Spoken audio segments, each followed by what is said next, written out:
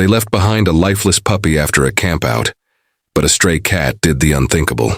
The ginger feline, a battle-worn survivor known as Rusty by a few sympathetic park rangers who sometimes scattered scraps, lounged lazily, his orange coat glowing in the filtered sunlight that danced through the trees. He sat atop a mossy boulder, gazing over a quiet clearing nestled deep within West Virginia's Manila National Forest. The air was crisp, carrying hints of pine and wet earth, comforting. Sensed to a creature long accustomed to solitude, this section of forest, just beyond the sleepy town of Havenwood, was his domain. Rusty knew every rabbit hole, every secret bird nest, every place a distracted camper might leave a forgotten crumb. Yesterday, the clearing had echoed with laughter and sizzled with the scent of grilled meat. The Havenwood Community Chapel had hosted its annual summer picnic. Rusty had watched from the shadows, amber eyes sharp, weighing the chance of scraps. Patience, he'd learned, was essential. Wait for the people to vanish, then investigate. Now only the remains lingered, flattened grass, crumpled napkins drifting in the breeze, and the lingering aroma of hamburgers and hot dogs clinging to the air. Rusty leapt from his perch, every movement smooth and silent. He began his usual search, tracing the clearing's edge, whiskers twitching. He found a torn hot dog bun, a handful of crushed chips, and a small strip of fried chicken, just enough to dull his hunger. He was about to slink off toward another corner of his territory when a faint sound made him freeze, a soft, pitiful whimper from the deeper woods. He paused, ears flicked forward. The sound was familiar, young, distressed. His first instinct was to ignore it. Weakness wasn't his concern. The wild didn't offer second chances. But the whimper came again, more urgent this time. Curiosity, and maybe something deeper, something buried, nudged him to investigate. He crept low into the underbrush, muscles tense following the scent. It was canine, and very young. He crept around a thick cluster of rhododendron and saw it, a German shepherd pup tangled in thorns.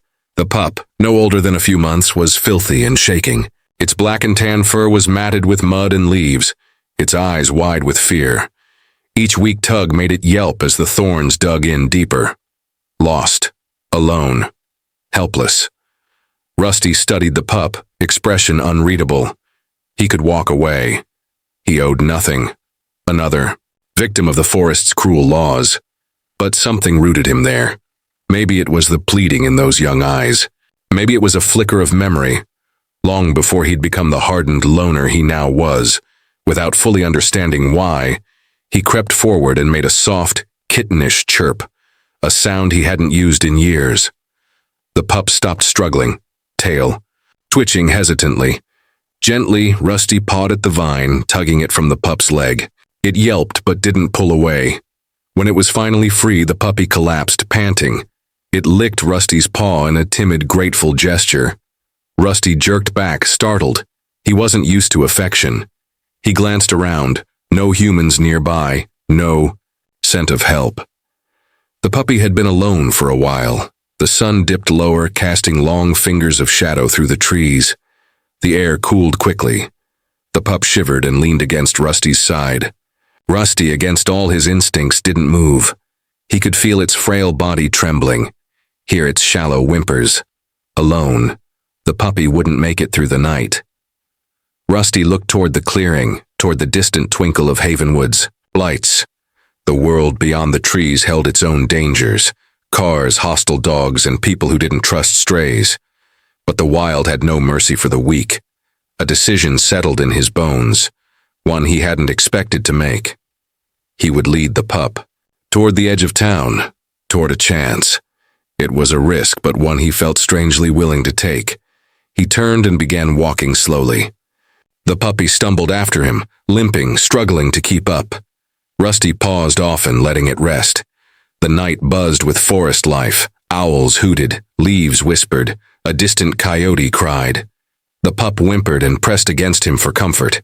For the first time in years, Rusty felt a weight of responsibility settle over him. Two unlikely companions brought together by chance, or maybe something more. Both shaped by loss, both clinging to survival. Morning arrived pale and cold, its light weak through the dense canopy. Rusty woke stiff, belly empty. The pup still slept, curled beside him, its head resting against his flank. Its breathing was shallow but steady. Gently, Rusty nudged it. The puppy blinked up at him, whining softly.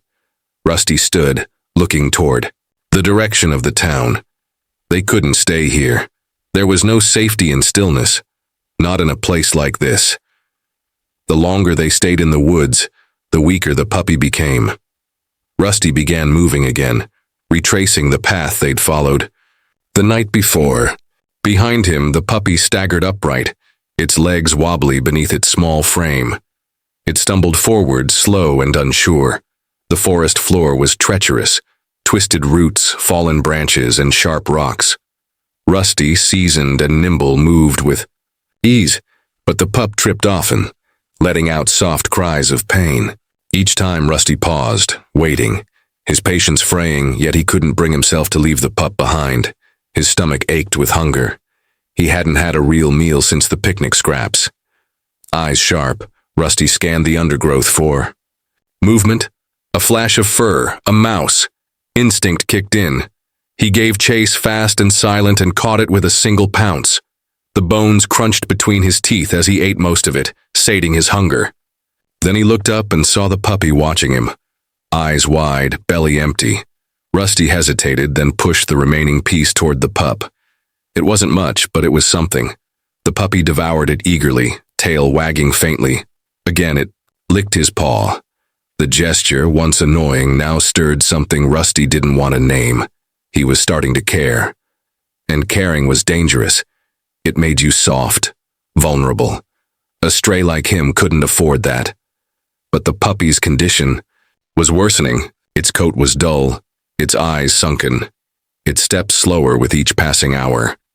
If they didn't reach the town soon, the pup wouldn't survive. Worse still, they hadn't come across water since leaving the stream where Rusty had first found him. Tangled in vines, Rusty's own throat burned and the pup's tongue lolled out, panting hard. He remembered a small creek near the forest's edge, not far from town. It might still be flowing. He turned toward it, hoping. The trip there was brutal. The puppy collapsed more than once, its limbs shaking, barely able to rise. Rusty nudged it, coaxing it forward, though he himself was weakening. His body ached. His pace slower. Finally, they reached the creek. It was shallow, barely more than a trickle, but enough. Rusty drank deeply, the cool water easing the fire in his throat. The puppy drank like it hadn't had water in days, shivering as it gulped. Down. It gave them a moment's strength, but not much more. They rested in the shade, the puppy drifting in and out of sleep. Rusty stayed alert, eyes scanning the trees. The town was close now. He could smell smoke, hear faint sounds of life. But that closeness came with new threats. As the afternoon stretched on, they pressed forward. The dense trees began to thin. Open fields replaced forest. Rusty could see rooftops in the distance, chimney smoke curling skyward. The scent of cooked food drifted on the breeze. The puppy perked up, whining, pulling toward the town. Rusty tensed. He knew what came with civilization, roaring engines, barking dogs, unfriendly humans. They skirted the edges of the field, hidden in the tall grass. The pup stayed close, too tired to stray far. Suddenly a car sped past on a nearby road, its engine thundering. The puppy yelped in terror and cowered, pressing tight against Rusty's side. Rusty hissed, fur on end. They were far too exposed out here. He nudged the pup urgently. They had to keep moving. Safety lay just ahead, only a few hundred yards now. The first row of houses loomed, the outskirts of Havenwood within reach. But the puppy was barely moving, dragging its paw, limping badly. Rusty scanned the area. A house with an overgrown backyard sat slightly apart, its garden wild and unkempt. It looked quiet, safe enough for now. Rusty led the way, pushing through a gap in the hedge. The puppy followed, nearly collapsing with every step. In the tall grass behind the house, they finally stopped. Both of them dropped into the weeds, too tired to go any farther. Hidden from view, The shared hardship had forged an unexpected bond between them, a fragile alliance against the world's dangers. Rusty, the battle-hardened stray, had found himself responsible for a creature more vulnerable than himself. The weight of that responsibility, though foreign to him, was beginning to feel heavier with each passing moment. The late afternoon, sun stretched long shadows across the overgrown garden, casting cool pockets of shade. Rusty, exhausted but ever watchful, licked his paws and smoothed down his fur. The puppy, lying beside him, panted heavily, its eyes half closed. In the distance, the faint sounds of Havenwood drifted on the breeze, children laughing, a lawnmower buzzing, the distant clang of a church bell. Rusty's gaze shifted to the surrounding houses. The street was lined with older homes, some with peeling paint, others with slightly sagging porches. Some gardens were carefully tended, while others were neglected like the one they hid in. It was a quiet residential area, the kind where everyone knew their neighbors and life moved slower. A stark contrast to the busy city streets he had once known in his youth, before he found his way to this quiet mountain haven. Rusty knew staying hidden in the garden wasn't a permanent solution. The puppy needed food and care, and he needed to figure out the risks of venturing further into town. He'd always avoided close contact with humans, familiar with only the outskirts of Havenwood from past foraging around the local grocery store. But this was different. The puppy's condition was deteriorating, and he couldn't afford to take any chances. The puppy whimpered, trying to stand, but its legs buckled beneath it, collapsing back into the grass. It looked at Rusty with pleading eyes, tail thumping weakly. Rusty's heart clenched. The instinct to survive told him to stay aloof, but the pull of sympathy was undeniable. After a moment's hesitation, Rusty decided to take a calculated risk. He would scout the area, look for any signs of help, an open door, a bowl of pet, food left outside, anything that could offer a lifeline.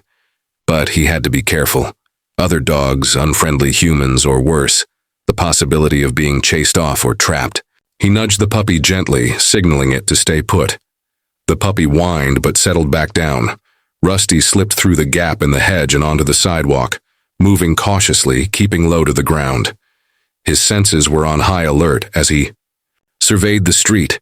He passed a house with a brightly colored flower garden in front.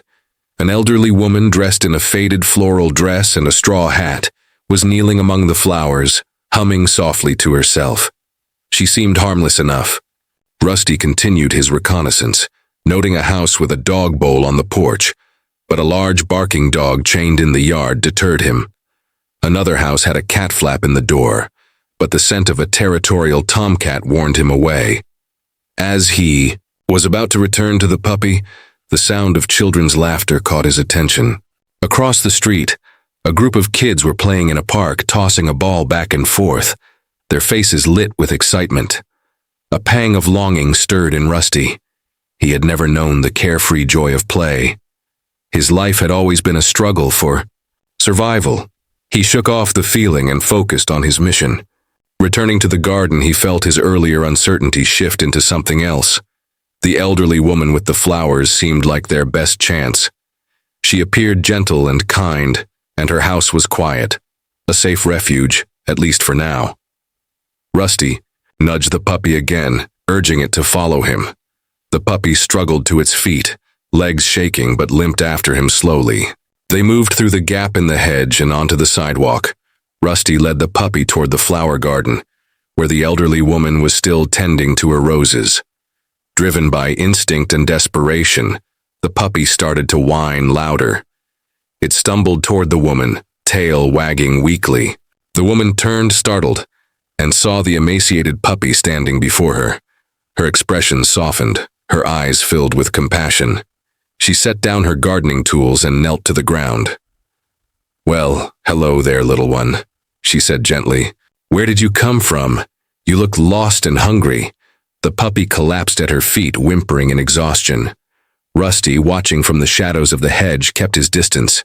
His amber eyes remained fixed on the woman, prepared to flee at the slightest sign of danger.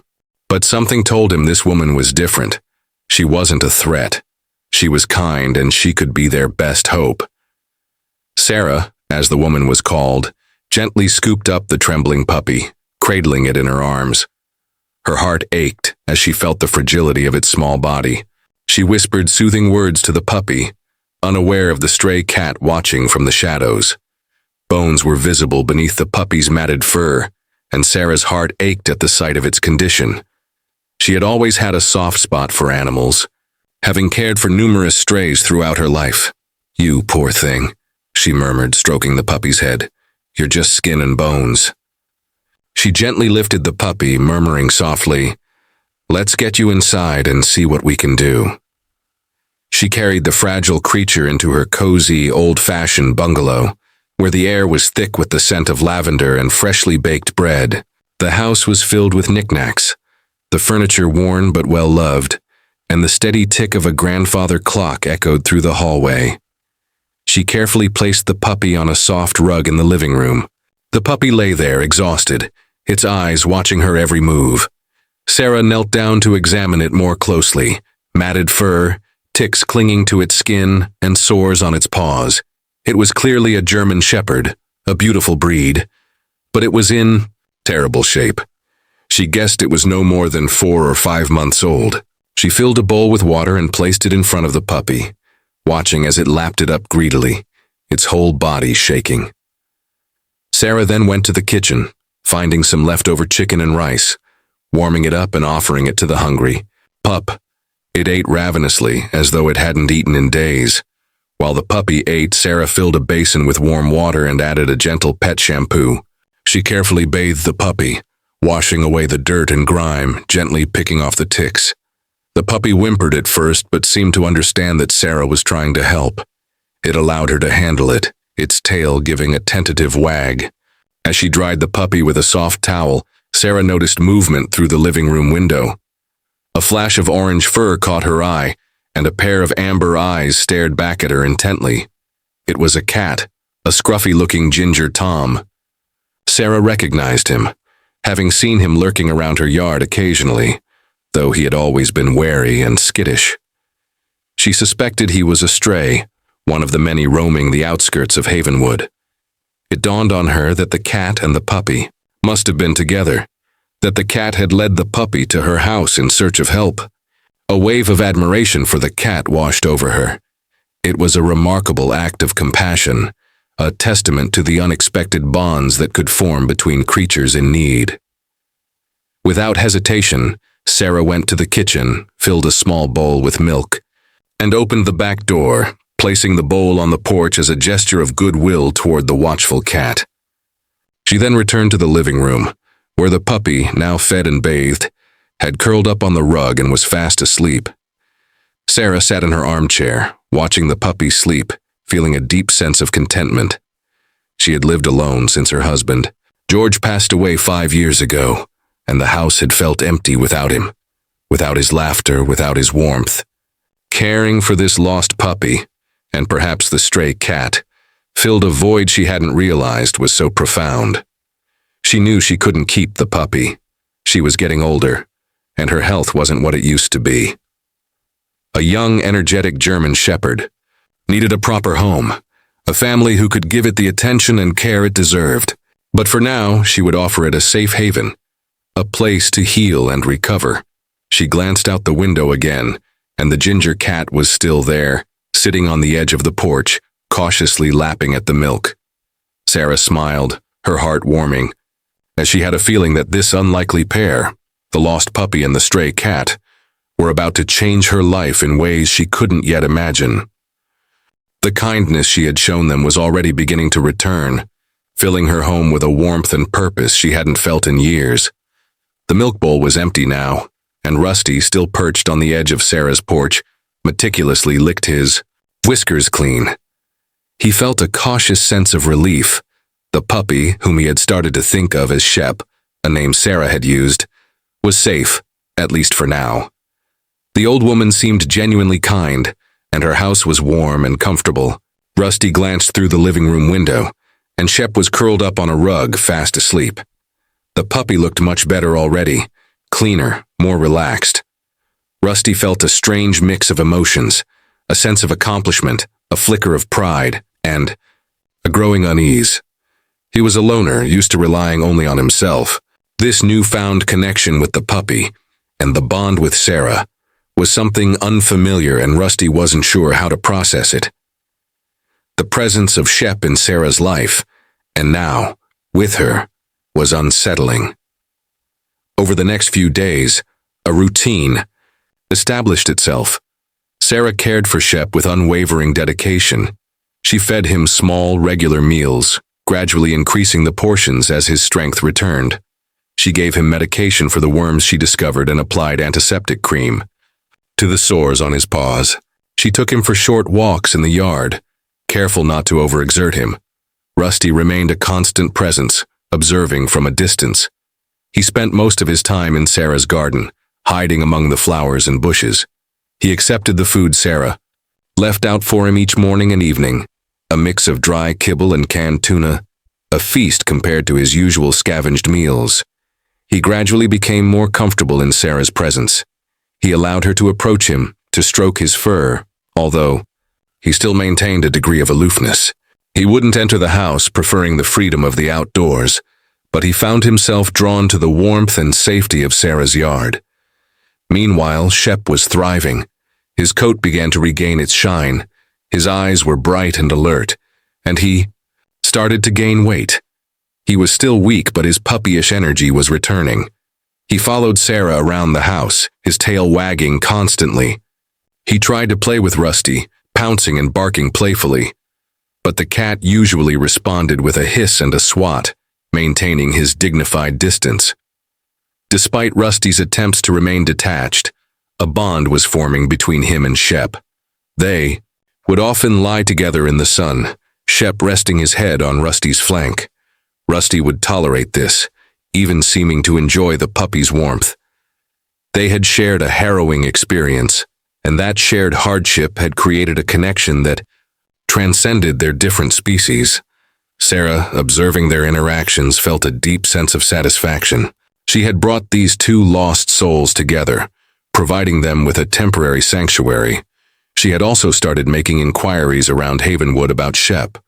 She put up posters at the local grocery store, the post office, and the veterinary clinic, describing the puppy and asking if anyone recognized him. She contacted the local animal shelter, but no one had reported a missing German Shepherd puppy. Sarah knew that Shep couldn't stay with her forever. She was simply too old to handle a large, energetic dog. She hoped that his owners would be found, but as the days passed, that hope dwindled. She began to consider other options, thinking about finding him a good permanent home. One evening, as Sarah was sitting on the porch watching Rusty and Shep playing in the yard, she felt a pang of sadness. She had grown attached to both of them, especially Shep. The thought of him leaving filled her with a sense of loss, but she knew it was the right thing to do. She had to think about what was best for Shep, and for Rusty too. She had a feeling that Rusty, despite his independent nature, would miss Shep terribly. She watched as Shep, in a burst of puppyish exuberance, chased a butterfly across the lawn. Rusty, pretending to be uninterested, followed at a distance, his eyes fixed on the puppy. Sarah smiled. This unlikely friendship forged in the wilderness had brought a spark of joy back into her quiet life. She knew that whatever happened, she would never forget them. A week later, Sarah's grandson, Michael, came to visit. He was a tall, broad-shouldered young man with a kind smile and gentle eyes that reminded Sarah of her late husband. He lived on a small farm about an hour outside of Havenwood, raising chickens and a few sheep. He often visited Sarah, helping her with chores around the house and keeping her company. As soon as Michael stepped into the living room, he was greeted by Shep, who bounded toward him, tail wagging furiously. Michael laughed, crouching down to pet the puppy. "Well, hello there, fella," he said. "Grandma, where did you find this little guy?" Sarah explained the story of how Shep and Rusty had arrived at her doorstep, their journey from the woods, and their shared hardship. Michael listened intently, his expression softening as he heard about their plight. He continued to pet Shep, who was now licking his face with enthusiastic affection. "He's a beautiful dog, Grandma," Michael said. "A German Shepherd, right?" Yes, Sarah replied. I've been trying to find his owners, but no one has come forward. I'm afraid he was abandoned. Michael looked at Shep, his eyes filled with compassion.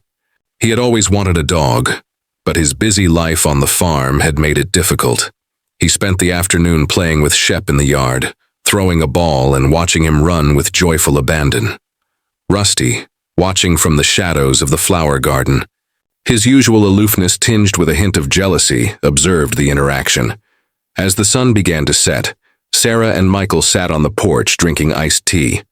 Shep lay at Michael's feet, content and tired after a day of play. Sarah took a deep breath and broached the subject that had been on her mind for days. Michael, she said, I've been thinking. I'm not really able to care for Shep long term. He needs someone who can give him the exercise and attention he needs. I was wondering, would you consider taking him? Michael looked surprised, but not entirely opposed to the idea. He stroked Shep's head thoughtfully. I've always wanted a dog, Grandma, he said, and I have plenty of space on the farm. He'd be good company and could help keep an eye on the livestock. He hesitated for a moment, then added, But what about you, Grandma? You've grown attached to him. Sarah smiled sadly. I have, she admitted, but I know this is the best thing for him. And I'll still get to see him when you visit. Michael nodded, understanding. He looked at Shep, who was gazing up at him with adoring eyes. Okay, Grandma, he said. I'll take him, I'll give him a good home. Sarah felt a wave of relief mixed with a pang of sadness. She knew this was the right decision, but it didn't make it any easier. The next morning, Michael prepared to leave, with Shep. He had brought a dog crate with him, which he placed in the back of his pickup truck. He thanked Sarah for everything she had done, promising to bring Shep back to visit often. Shep, sensing a change, seemed a little apprehensive. He whined and looked back at Sarah, then at Rusty, who was sitting on the porch watching the scene unfold. Rusty's expression was unreadable, but Sarah thought she detected a flicker of sadness in his amber eyes. Michael coaxed Shep into the crate, speaking to him in soothing tones. Shep settled down but kept his eyes fixed on Rusty. As Michael started the engine, Shep let out a soft bark as if saying goodbye. Rusty didn't move. He watched as the truck pulled away from the curb, Shep looking out the back window. He watched until the truck disappeared around the corner, the sound of its engine fading into the distance. A profound silence descended upon Sarah's yard. The absence of Shep's playful energy was palpable. Sarah put her arm around Rusty, feeling the cat's body tremble slightly. She knew he was feeling the loss too. He'll be all right, Rusty, she said softly. He's going to a good home and we'll still see him. Rusty looked up at her, his eyes filled with a complex mixture of emotions. He didn't purr, he didn't rub against her, but he didn't pull away either. He simply sat there, accepting her. Comfort, acknowledging the shared loss. The new beginning for Shep was also an ending, a farewell to a brief but meaningful companionship. The yard felt strangely empty. The vibrant energy of Shep, his playful barks and clumsy pounces, was replaced by a quiet stillness that pressed heavily on Rusty. He wandered through the familiar flower beds, sniffing at the spots where Shep had loved to roll and dig. The scents were fading, but the memories lingered, sharp and poignant. He went to the porch, expecting to find the usual bowl of food Sarah left out for him. It was there, filled with his favorite tuna, but he had little appetite. He ate a few bites, then sat down, staring out at the empty street. He missed the warmth of Shep's body pressed against his side, the playful nips, even the clumsy attempts to engage him in games. He missed the shared purpose, the unspoken understanding they had forged during their journey through the wilderness. He had never allowed himself to become attached to another creature, always prioritizing his independence and self-reliance. But Shep had broken through his defenses, leaving a void that ached with a surprising intensity. Sarah came out onto the porch carrying a cup of tea. She sat down beside Rusty, stroking his fur gently. She understood his sadness. She too felt the absence of Shep keenly. The house felt quieter, emptier, despite the fact that it had been just her and her late husband living together for decades before. "He'll be happy, Rusty," she said, her voice soft. "Michael will take good care of him. He has a big farm, plenty of space to run and play." Rusty looked up at her, his amber eyes questioning. He didn't understand words, but he understood the tone of her voice, the reassurance she offered. Rusty leaned into Sarah's touch, a rare display of affection. He stayed on the porch for a while, accepting her comfort, but the restlessness soon returned. He was a creature of habit, of routine. He needed to return to his familiar territory, to the life he had known before Shep had entered it. He licked Sarah's hand, a gesture of gratitude and farewell, then jumped off the porch and slipped into the shadows of the bushes. He didn't look back. He made his way back to the park on the edge of Havenwood, the place where he had first encountered Shep, lost and terrified. The clearing was quiet, empty of the picnickers who had been there weeks before. The scent of cooked meat and human activity had long faded, replaced by the familiar smells of pine and damp earth. Rusty patrolled his territory, marking his boundaries, reasserting his dominance. He hunted, catching a mouse and a small bird. He ate, satisfying his physical hunger, but the emptiness inside remained. He found himself drawn to the edge of the woods, to the spot where he and Shep had first emerged, blinking in the sunlight, facing the daunting prospect of the town. He sat there for a long time, looking toward Havenwood, toward Sarah's house. He knew he could return to Sarah's. She would welcome him, feed him, provide him with shelter. But something held him back. He was a stray, a survivor. He had learned to be independent, to rely on no one. He couldn't go back to being dependent, even on someone as kind as Sarah. He had been changed by his experience with Shep. He had learned about compassion, about connection, about the bittersweet pain of loss. He was no longer the same cat who had scavenged for scraps in the park, indifferent to the suffering of others. He had tasted the warmth of companionship, and that taste lingered, a bittersweet reminder of what he had lost. As the sun began to set, casting long shadows through the trees, Rusty turned away from the town. He walked back into the woods, into the familiar solitude of his old life. He was alone again, but he was not the same. He carried the memory of Shep, of Sarah, of the kindness he had encountered. It was a memory that would stay with him, a subtle ache, a reminder of the unexpected connections that could be forged in the most unlikely of circumstances. He was a stray, yes, but he was a stray with a heart that had been touched, however briefly, by the warmth of friendship and the pain of loss. He continued to look for food, living his life alone but carrying with him the lessons and memories of a journey that had left him forever changed.